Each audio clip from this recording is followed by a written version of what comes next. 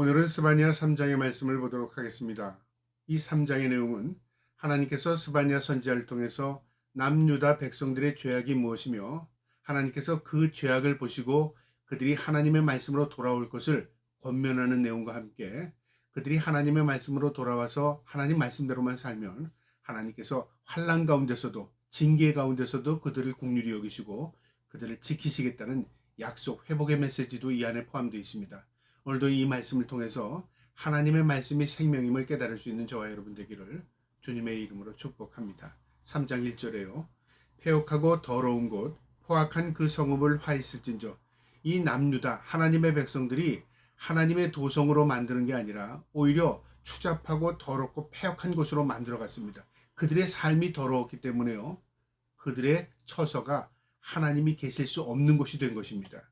2절에요. 그가 명령을 듣지 아니하며 교훈을 받지 아니하며 여호와를 의지하지 아니하며 자기 하나님께 가까이 나가지 아니하였도다. 영적인 죄죠. 하나님을 가까이 하지도 않고 하나님께 묻지도 않고 하나님을 경배하지도 않고, 그러니까 하나님을 완전히 무시한 겁니다.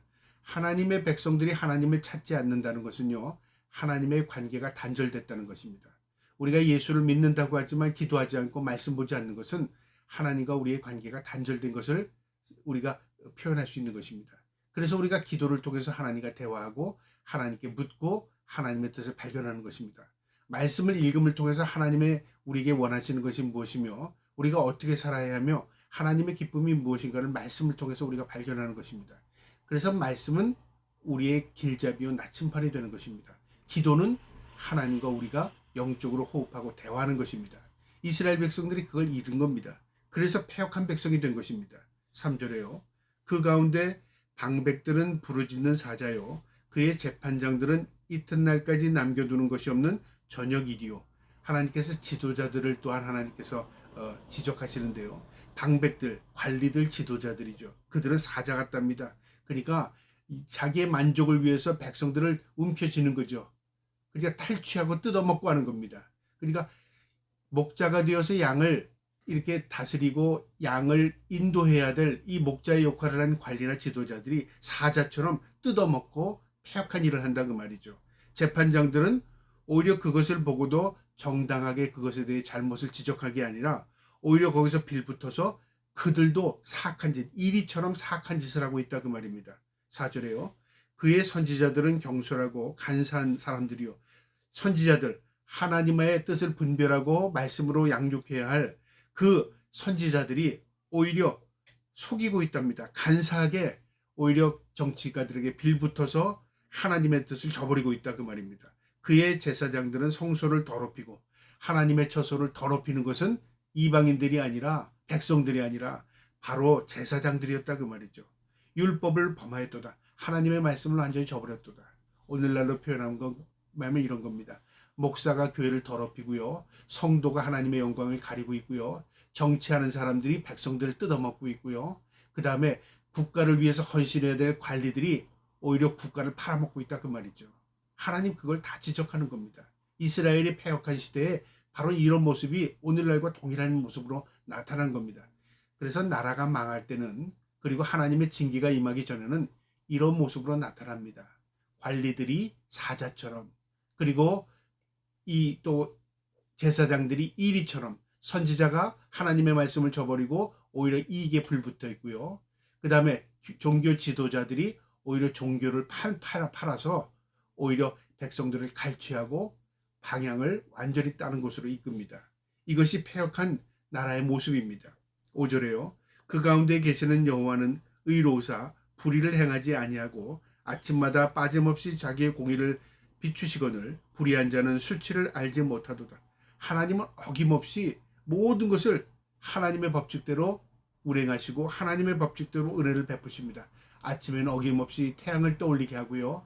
밤에 또 달로 비춰주시고 별빛으로 비춰주시고, 그 다음에 봄, 여름, 가을, 겨울 계절을 통해서 열매 맺게 하시고, 하나님은 변함이 없으십니다. 우리에게 그대로 은혜를 베푸시지만 이 하나님의 백성들은 오히려 하나님을 우습게 여기고 하나님의 뜻을 저버리고 하나님을 업신여기고 있다 그 말이죠. 우리가 이것을 깨달아야 하는 것입니다. 하나님은 변함이 없으십니다. 그런데 우리는 그 하나님의 변함 없으심을 마치 당연하다고 착각하고요. 그 은혜가 우리는 은혜로 생각하지 않고 오히려 당연한 것으로 착각하고 있습니다. 그리고 하나님을 무시하고 하나님 없다고 생각하는 거죠. 그리고 패역한 일을 벌리고 삽니다. 이것이 망할 징조입니다. 6절에요. 내가 여러 나라를 끊어 버렸으므로 그들의 망대가 파괴되었고 내가 그들의 거리를 비우게 하였거니와 하였으므로 그의 모든 성읍이 황폐하며 사람이 없으며 거주할 자가 없게 되었느니라. 내가 하나님이 거리를 비우니까 망대가 파괴되었다. 그러니까 하나님이 이렇게 하셨기 때문에 그런 결과가 일어났다 그 말이죠. 사람들이 도성에 없기 때문에 도성이 무너진 거다 그 말이죠. 모든 것이 하나님께서 결정하시는 대로 세상은 움직여진다 그 말입니다. 이것을 우리가 깨달아야 합니다 그 말이죠. 원인이 있으면 결과가 있는 것입니다. 원인은 없는데 결과가 있다. 그럴 수가 없고요. 원인은 없는데 결과만 있다. 그럴 수 없습니다. 분명한 것은 원인과 결과가 분명히 있다 그 말이죠. 하나님 앞에 너희가 그렇게 함으로 하나님께서 그렇게 하셔서 그런 결과가 일어난 것이다. 하나님께서 분명히 말씀해 주십니다. 7절에요. 내가 이르기를 너는 오직 나를 경외하고 교훈을 받으라. 오직 하나님 말씀대로만 살아라 그 말이죠. 그것이 생명이다 그 말입니다. 그리하면 내가 형벌을 내리기로 정하기는 하였지만 너희의 거처가 끊어지지 아니하리라 하였으나 그들이 부지런히 그들의 모든 행위를 더럽게 하였느니라. 하나님께서 징계 가운데서도 은혜를 베풀 수 있다 그 말이죠. 하나님께서 징계를 내리시겠다고 작정하셨지만 너희가 돌이키고 회개하면 그 징계를 거둬들일 수 있는 하나님이다 그 말이죠. 그런데 그들은 그 징계를요 묵묵히 마치 미련한 사람처럼 그 돌이킬 생각은 하지 않고 오히려 징계에 한 걸음 한 걸음 다가가고 있다 그 말이죠. 하나님께서 그 한탄하시는 겁니다. 너희가 그렇게 어리석냐 그 말이죠. 8절에 나 여호와가 말하노라. 그러므로 내가 일어나 벌할 날까지 나를 기다리라. 내가 뜻을 정하고 나의 분노와 모든 진노를 쏟으려고 여러 나라를 소집하여 왕들을 모으리라. 온 땅이 나의 질투의 불에 소멸되리라.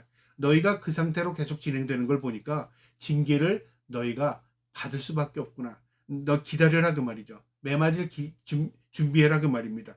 하나님께서 이방의 여러 나라를 모아서 너희들에게 하나님께서 징계의 몽둥이로 사용하겠다 그 말이죠.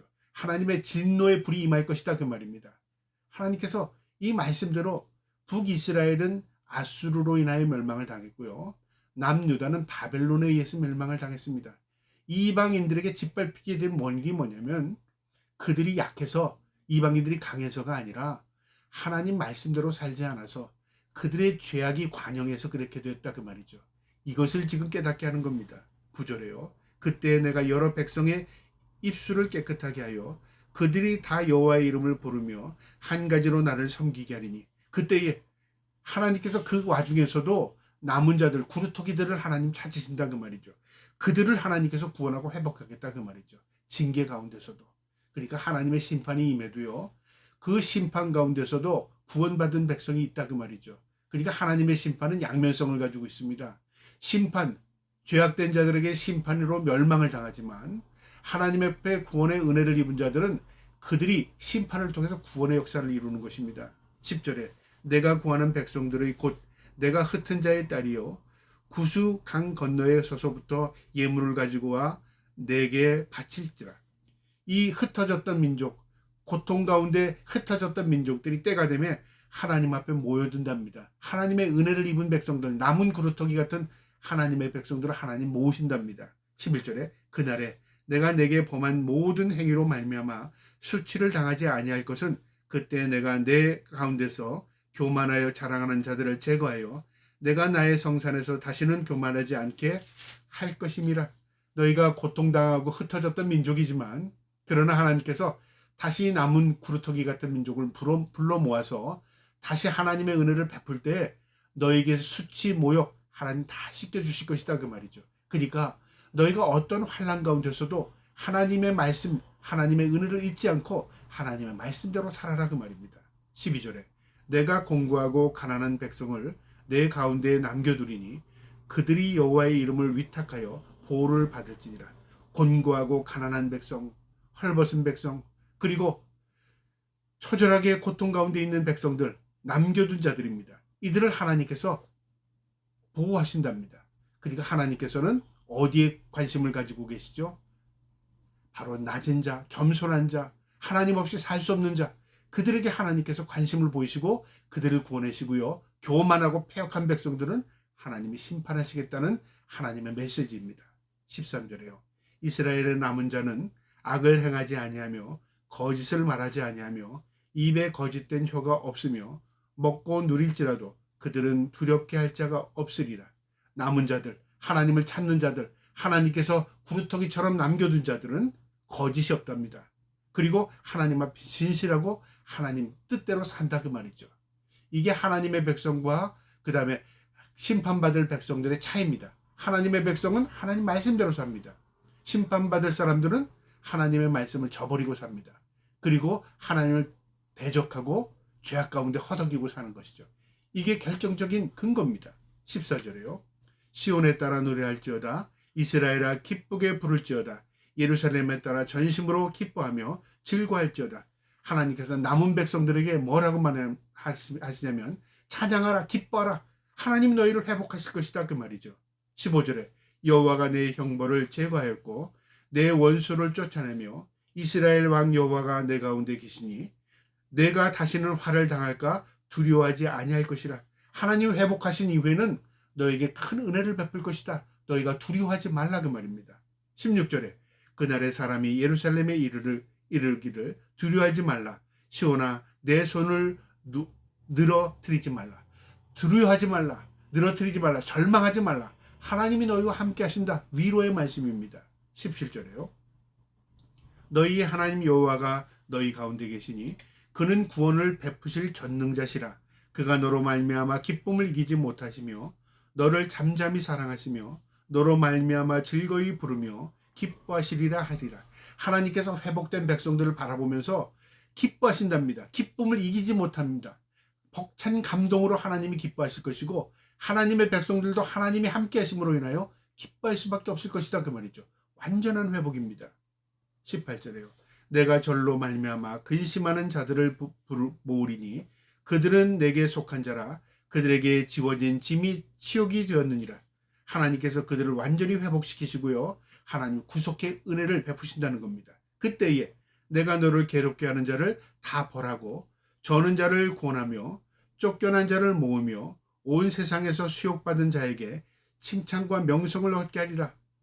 저는 자, 불구가 된 자죠. 그러니까 이 남의 도움 없이 살 수 없는 자, 쫓겨난 자, 그러니까 국가가 없이 흩어졌던 족속들, 그 다음에 온 세상에서 수욕을 받던 자, 멸시천대를 받던 자, 하나님께서 다 불러 모아서 그들의 명성을 회복하고 하나님께서 그들을 칭찬받는 백성으로 회복하겠다는 겁니다. 이게 하나님의 은혜입니다. 하나님의 은혜가 임하면요, 결국 모든 것들이 회복되는 역사가 일어납니다.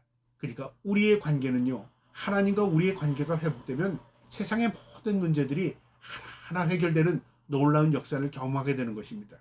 마지막 20절에 내가 그때 너희를 이끌고 그때 너희를 모을지라. 내가 너희 목전에서 너희의 사로잡힘을 돌이킬 때 너희에게 천한 만민 가운데 명성과 칭찬을 얻게 하리라. 여호와의 말씀이니라. 하나님께서 회복시킬 때 모든 민족들이 칭찬과 명성이 자자할 것이다. 놀라게 될 것이다 그 말이죠. 과연 하나님의 백성들은 하나님이 지켜주시오. 하나님이 함께 하셔서 그들은 하나님이 늘 함께 하시고 그들에게 놀라운 은혜를 베푸셔 이방 민족의 입을 통해서 하나님을 찬양하게 될 것이다 하는 것입니다.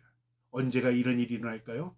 마지막에 심판 때는 반드시 이런 일이 일어날 것입니다. 그리고요, 우리가 또한 이 땅에 살아가는 동안에 우리가 하나님의 말씀대로만 살아가면요, 결국 하나님께서 하나님의 백성들에게 놀라운 은혜를 베푸셔서 명상과 칭찬을 받는 하나님의 백성들로 회복시켜 주실 것입니다. 이 말씀 마음에 새기고요, 우리가 언제 어떤 일, 어떤 삶을 살지라도 하나님의 말씀을 늘 우리의 마음에 두고 말씀대로 살아갈 수 있는 저와 여러분 될 수 있기를 주님의 이름으로 축복합니다. 아멘.